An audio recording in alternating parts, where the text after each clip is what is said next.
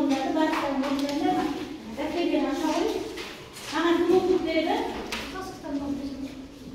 Алдында кітап тұрсыншы. Дәптерін қайда? Дәптерін. Алуға жіберейін. Оқы ғой, тапсырмасын оқып бере ғой.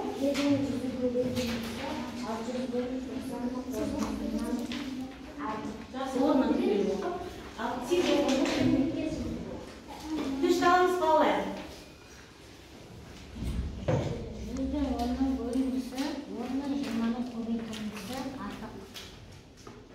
Мұнымен оның бөлінісінен 10 мен 20-ның көбейтіндісі артық. Жақсы. Орындадың ба? Жақсы. Кәне сен орындадың, иә? Жақсы, сіздерге бір-бір тәттіден алуларыңызға болады. Сіздерге бір-бір ұпай. Мына топ өте жақсы орындады, тапсырмасын. Кәне, кімді тапсырманы орындады, үйжінсін. Ал оқығы, сен тәттен қайды.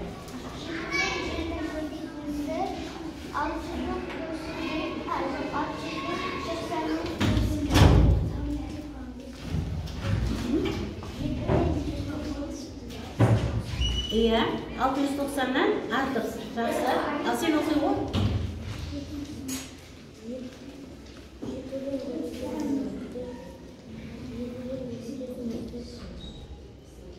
Иә. Иә, қай жағы артық болды? Жақсы, дұрыс екен. Ал, Нұраз, сен оқи ғой тапсырмасын?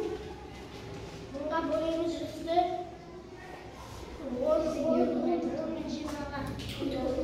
Көбейтеміз.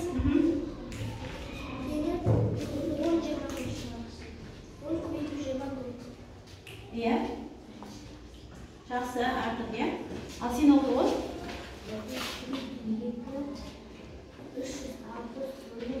30 бен 2-ның көбейтіндісі артық 360 бен 60-ның бөлінісі, иә? Жақсы, оқимыз. Жақсы, мына топқа да бір-бір ұпай берем. Тәттілерді ала қойын, сендер көбейті тобы. Жақсы, енді мына топқа келейік. Ағылай оқы ғой, бетке жұмысын. 444-ті қосындысы 450-дің 30-дан қосындысы 450 30-дан қосындысы артық. Қайсы артық болсын мен? 450-мен 30-дан қосындысы. Иә, жақсы. 450-мен 30-дан қосындысы не бар? 400? Дұрыс. Ал, оқы ғойын. Әдәне?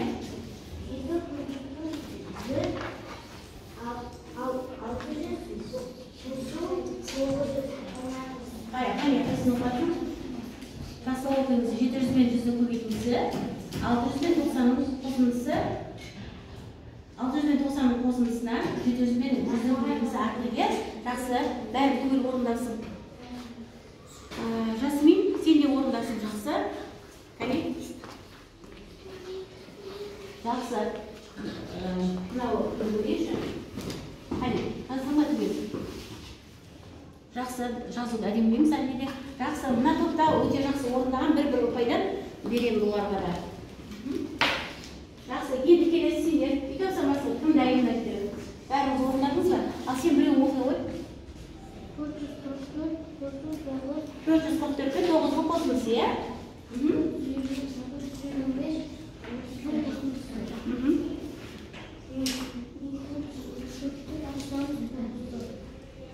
Иә, қайсы артық болды? Мына жерде, сен мынаны кішкене қате орындапсың, иә? Мына жерде 453-ті артық деп қойған екесің, мынаны дұрыстау керек, иә? Мына жерде 480 артық болады. Жақсы. Ал сен де оқы ғой, біреуін оқы. Қол көтердің ғой, оқы ғой. 300 бен 100-дің бөлінісі, иә? 210-дан бөлеміз 700-ті тең 210 жаққа. Қалай? Бұл жерде қателігі ғой шықпайды. Мынаның бөлінісі неше? 300-ді 100-ге бөлсек нешеден? 3-тен, иә? Ал мынаны бөлсек? Бұл жағы, яғни мына жерде тең болады екен. Жақсы балалар. орындаған бір бала жанарсы кішкене қателескен екен. Мына жерде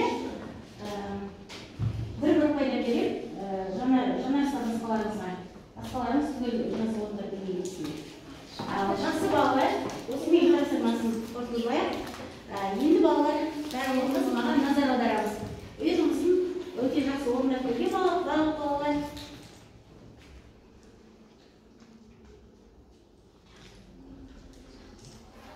Енді балалар оқулықтарымызға қараймыз.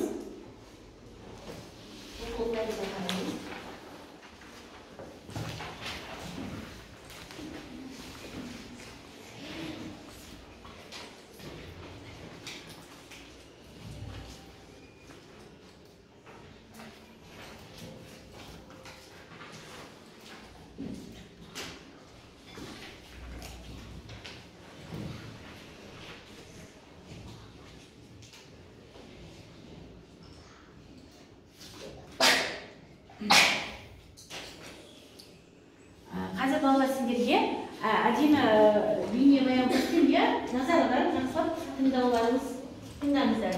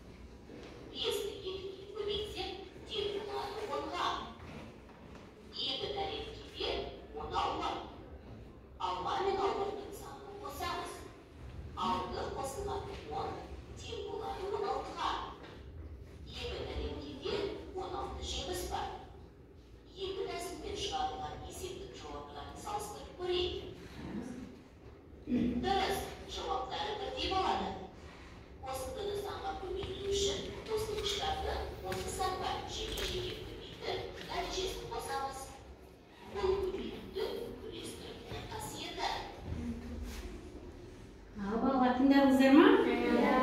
Бұл не дейді? Көбейтудің қандай қасиет дейді? Көбейтудің үлестірімді қасиет дейді.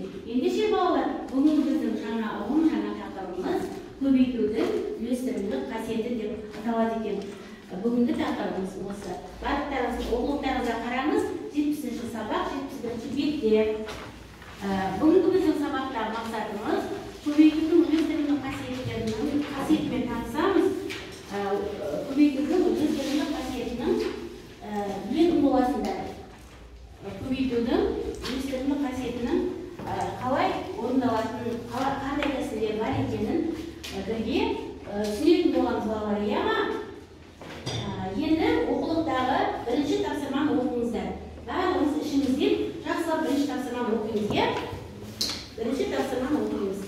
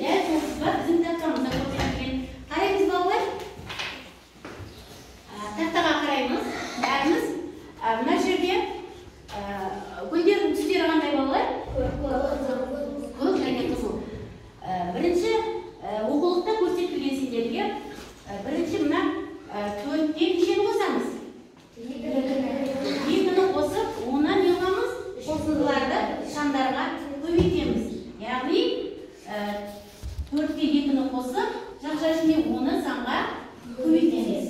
Иә, мына жерде бірінші ұзарда мәні неше болады оның? 6. Көбейткен кезде, санға көбейткен кезде неше болады сосын? 6. Жақша ішіне 4-ке көбейтеміз неше балалар? 2-ні оны қосындыны көбейтеміз. Қосамыз, дұрыс айтасың. Оны санға көбейтеміз. Неше болады мәні? 18. Иә. 18. Енді келесі.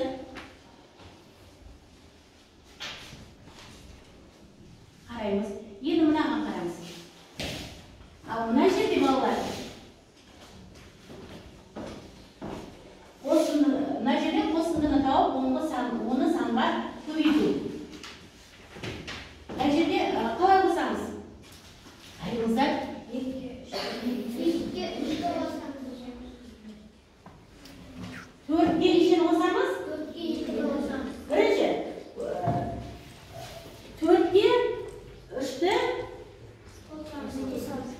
мына бірінші қатарда 4, осыны 4-ге 3-ті көбейтеміз. Одан кейін 2-ні 3-ке көбейтеміз. Сөйтіп, көбейтінділердің мәнін не қыламыз? Қосамыз екен. Ол қалай жазылады екен? Әне, бірге орындаймыз. Иә. Көбейтеміз. Иә. 4-ті көбейтеміз тағы. Нешеге? 2-ні көбейтеміз. 2-ні көбейтеміз. Нешеге? Иә. Мәнде неше болады? 4 үшін неше болады? 18.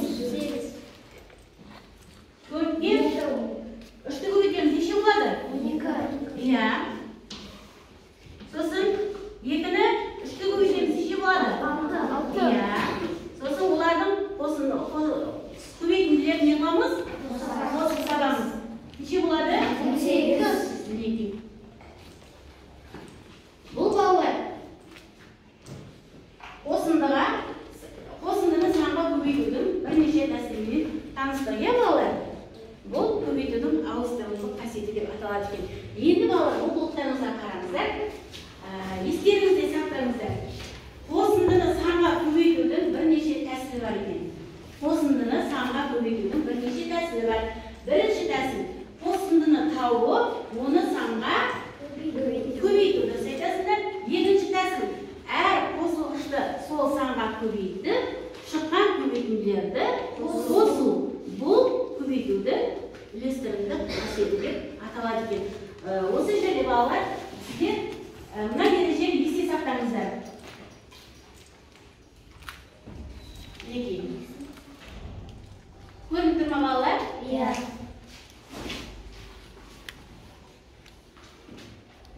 Мына жерде қосындыны тауып, оны санға көбейту, иә?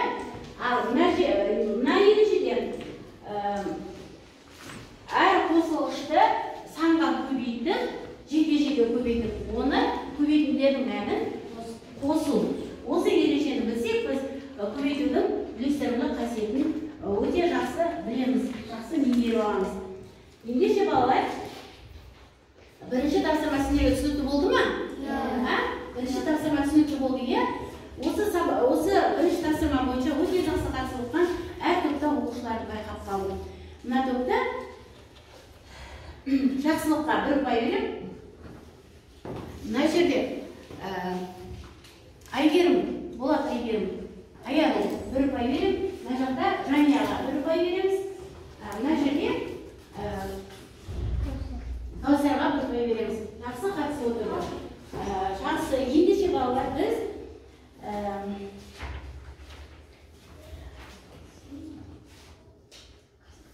екінші тапсырмаға да қарай өтейік балалар.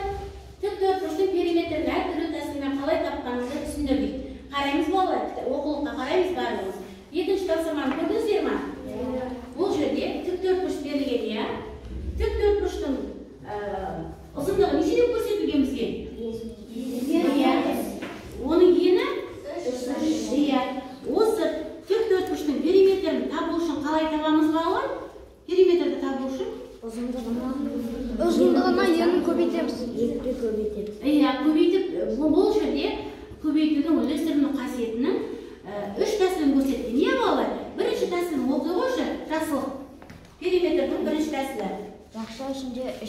бесті қосамыз, оны 2-ге көбейтеміз.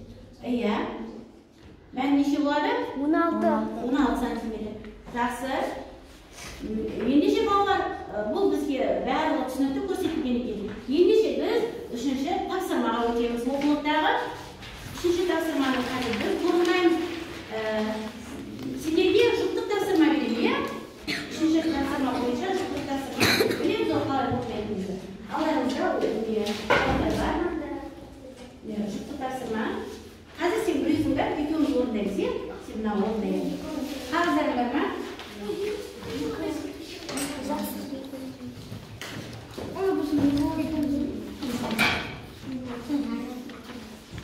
Мына екеуміз орындайсыз. Жұп-жұп дедім ба жаңа? Сен мынаған орында бастай бер, қазір келем көмекке. Жұптық тапсырма балалар.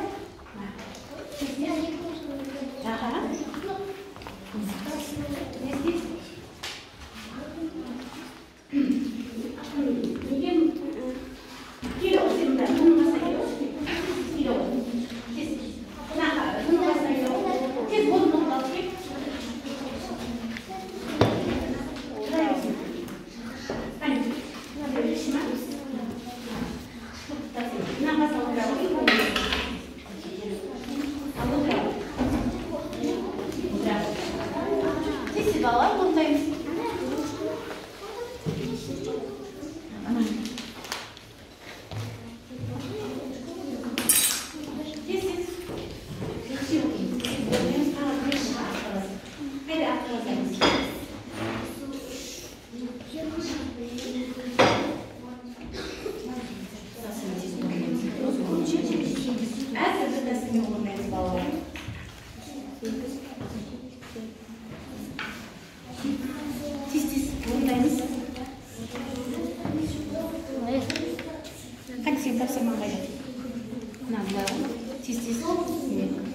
Балалар, тез 2 минут уақыт керек, тез орындаймыз. Екеуміз орындайсыз.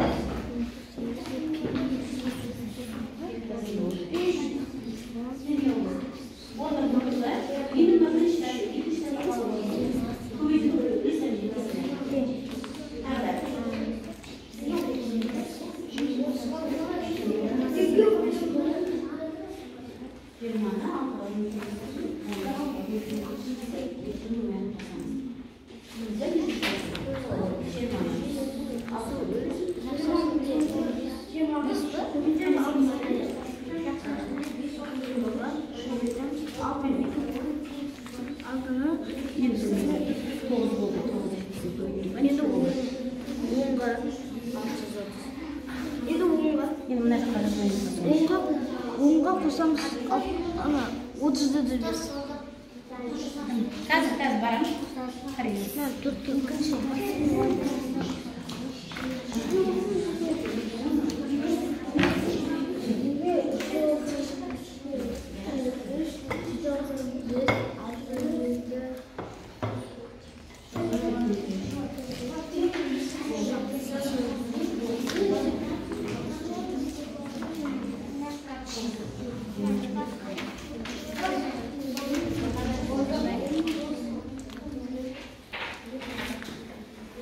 Орнына қол қалып балалар.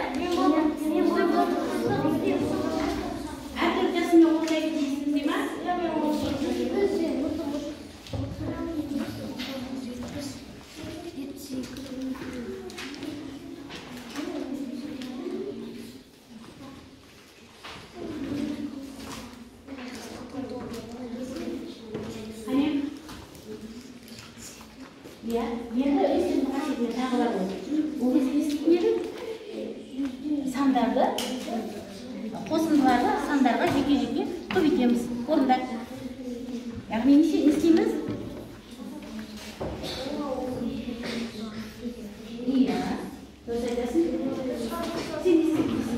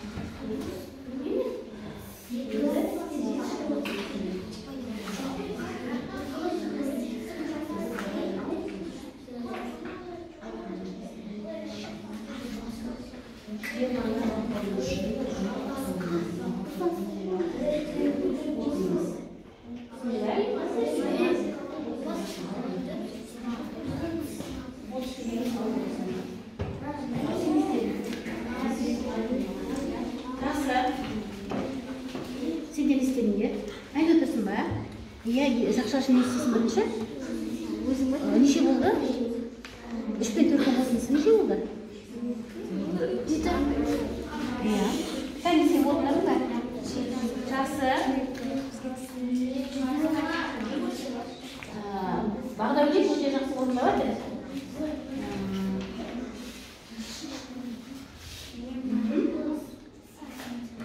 Жақсы. Қазір жақсы Иә, не істеп отырмыз екеуміз? Не істейміз? Иә, неше болды енді? Иә, оны екі ұйыламыз. Неше болды? Көбейтін шешілді. 2 жеті неше болады? 2 жеті неше болады? Иә. 2 жеті неше болса да? Бір-біріне көмектесіп, түсінбесеңдер. Отырсың, сендер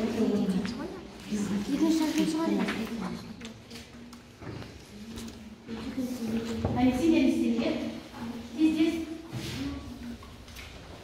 Абылай болыңызға неше болды қосындысы? Иә, оның не болды? Неше болды? Жақсы, енді мынау екінші тәсілі қосындыларды санға көбейтіп шықтыңдар, иә? Жақсы. Қане сен? Екеуіңіз орындадыңыз ба? Не болды? Иә. Неше болды бәрі? Енді біз не істейміз? Сандарды, қосындыларды санға көбейтеміз ғой. Жақсы. Алла. Сен не істедің? Дұрыс қой, енді сен орындап отырмыз. Орындайды.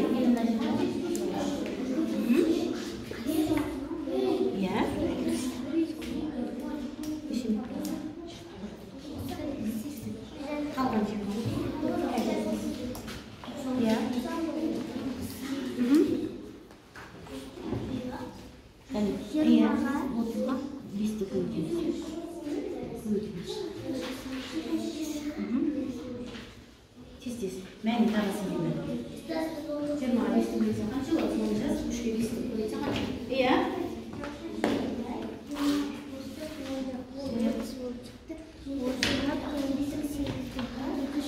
Дұрыс тақты. Енді екінші тәсілі орындайсың. Екінші тәсілі. Қосындыны санға көбейтіп қараңыз. Балалар, бірнеше балалар өте жақсы орындап жатыр. Не болды? Иә? Дұрыс па енді мынау? 7 болды, иә? 7-ні 30-ға көбейткендер. Қанша болды? Мынау кішкене қате бар менше. Ал жақсы балалар. Шысы тапсырмаларды өте жақсы орындап жатқан балалар. Мына жерде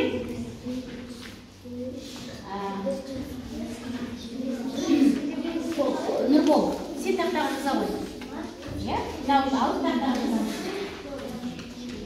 Балалар, дәптерлеріңізді ашып, мына бәрін қойып, үшінші деп тақтаға жазған есептеп жасауға қоямыз.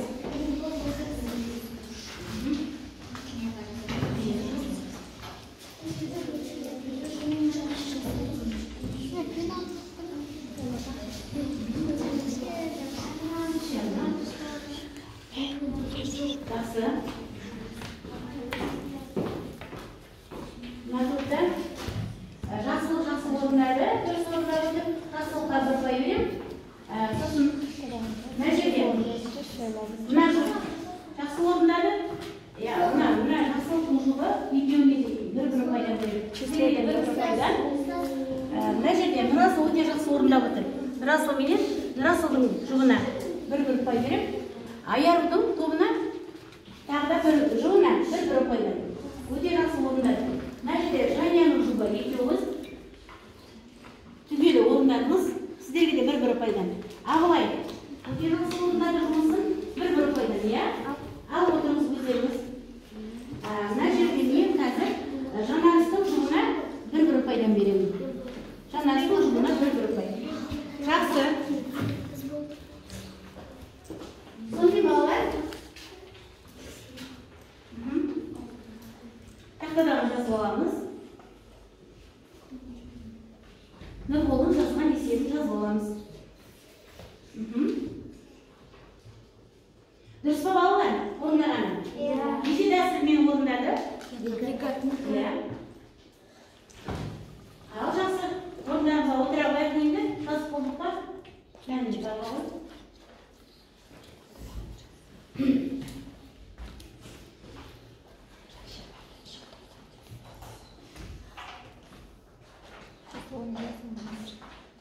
Бас болдыңыз ба балалар?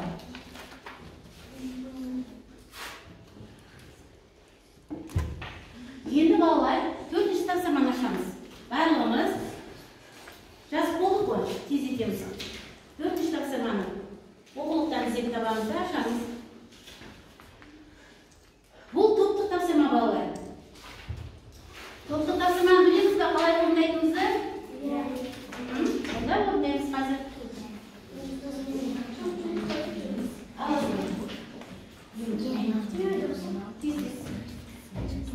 Енді балаларына топтық жұмыс бірге тез орындаймыз. Есептейміз, мәнін табамыз, иә? Қазір мен түсіндіріп өтемін. Сайты қойды. Сайты қойына.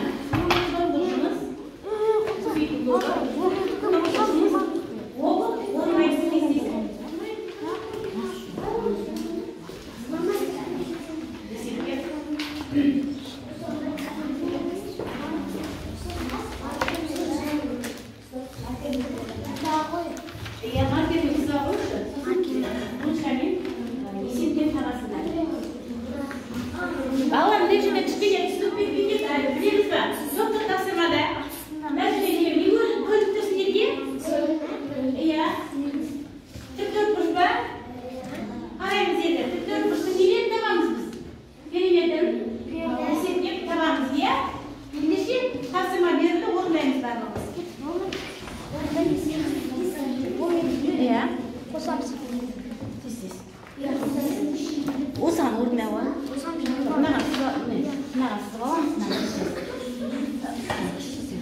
Сосын сандарын қоямыз, тез-тез.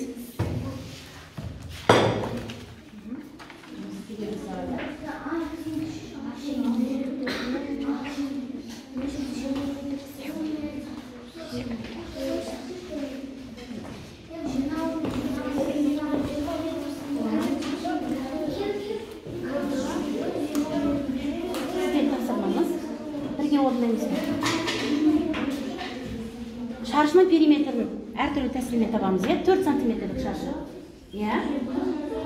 Балалар, топпен орындаймыз бірге.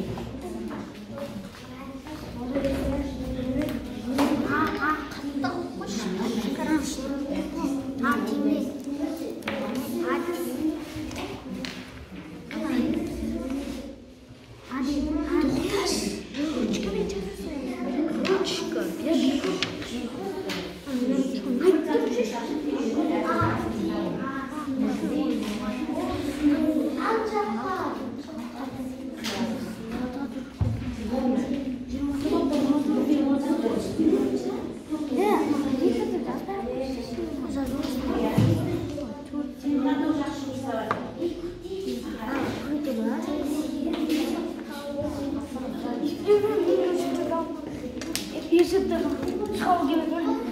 Есеп.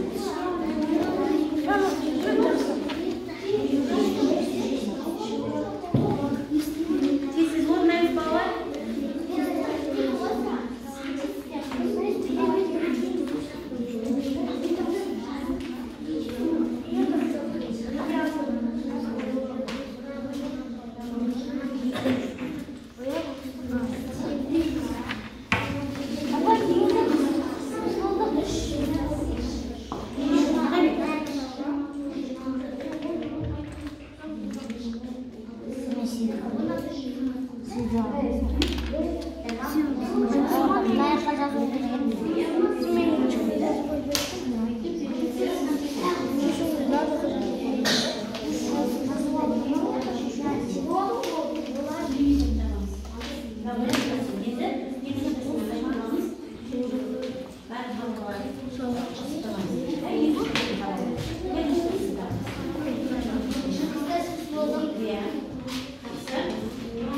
Қазір жасаған жұмыстарым ортаға шығып айтып отыра қойыңыз қазір өзім тақырап отырамын.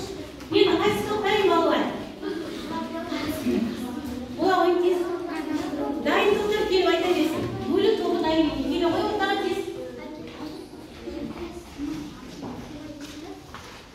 Иә.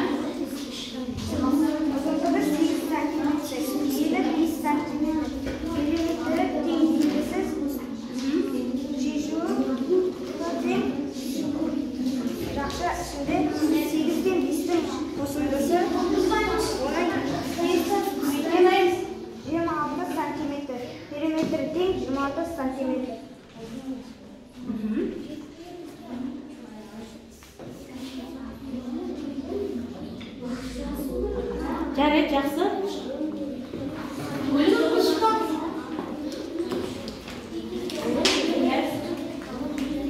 Келе қойын, расы. Яғни, көбейту тобы. Келе қоямыз. Айта қой. Түсіндірсің. Балалар шуламаймыз. Бір-бірімізді тыңдаймыз.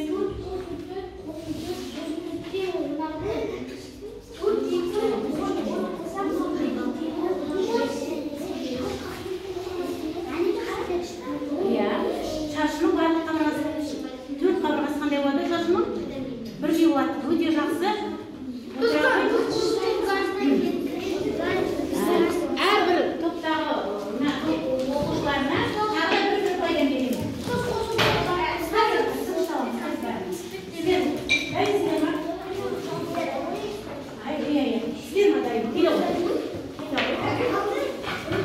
Ұзындығы тең 20 метр.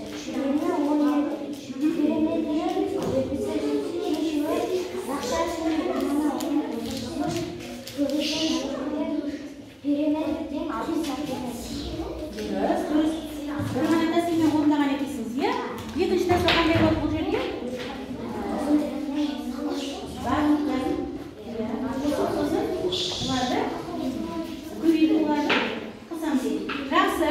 Мына қоса тобының оқушылары да сіздерге қол жапалап қойсын қане? Иә. Сіздерге бір пайда беремін. Келесі азайту тобын ортаға шақырамын. Тыңдаймыз балалар.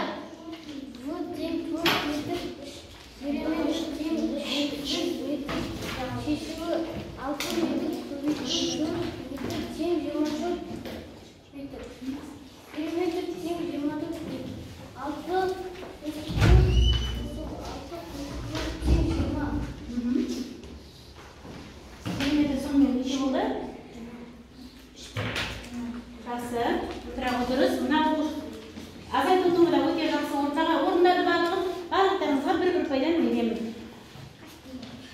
Бұл жерде кішкене мүдіріп қалған оқушы кім? Бетнұр. Келесіде жақсы қатысып отырамыз. Бетнұрды ала қойып, үріпбай. Сонымен балалар, бүгінгі тоқтаушымызды өте жақсы орындады, не?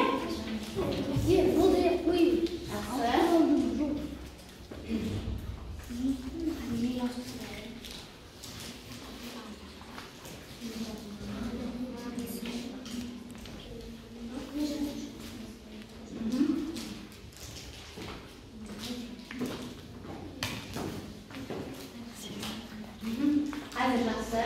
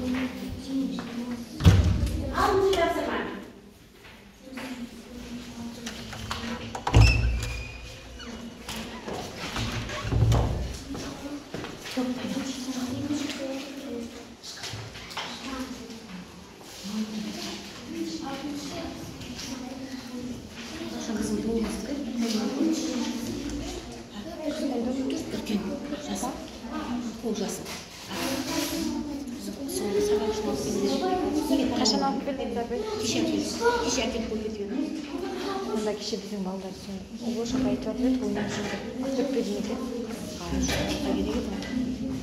Басқа қалады. Ал балалар жасаймыз, өзінің жұмыстарымызды жасаймыз десек. Әркім өзінің жұмыс.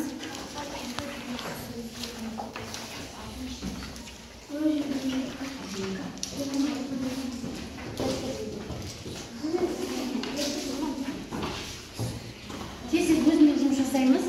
Алтыншы тапсырма.